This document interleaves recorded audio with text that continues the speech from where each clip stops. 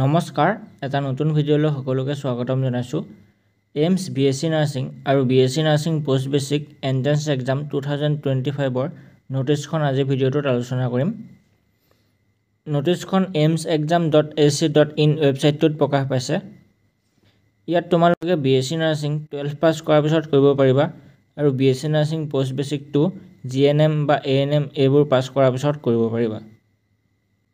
এক্সামটো দুটা পৰ্যায়ৰ ৰেজিষ্ট্ৰেচন হয় প্ৰথমটো বেসিক ৰেজিষ্ট্ৰেচন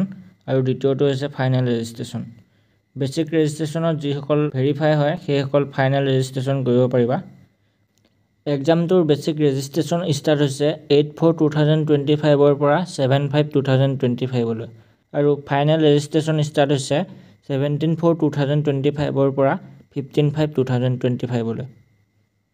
এই এক্সামটো হ'ব 1 জুন তাৰিখে আৰু এক্সামটোৰ বাবে এলিজিবিলিটি এনে ধৰণৰ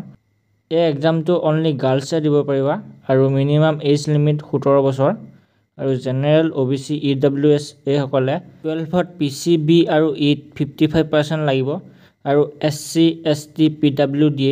পিসিবি আৰু ইট 50% লাগিব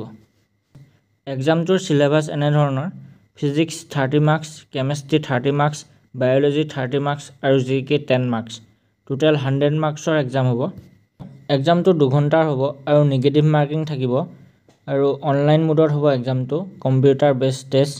আৰু কোৱেশ্চন প্যাটাৰ্নটো হ'ব এমসিকিউ টাইপ কোৱেশ্চন পেপাৰ মিডিয়ামটো ইংলিশ এণ্ড হিন্দী দুইটা মিডিয়ামতে হ'ব এই এক্সামটো ইণ্ডিয়াৰ যিবোৰ এইমছত বিএসসি নাৰ্ছিং কোৰ্সটো আছে সেই সকলো এইমছৰ বাবে পতা হ'ব আৰু এইমছ গুৱাহাটীৰ টোটাল সিট আছে 60টা আজিৰ ভিডিঅ'টোত এইখিনি আছিল ভিডিঅ'টো চোৱাৰ বাবে ধন্যবাদ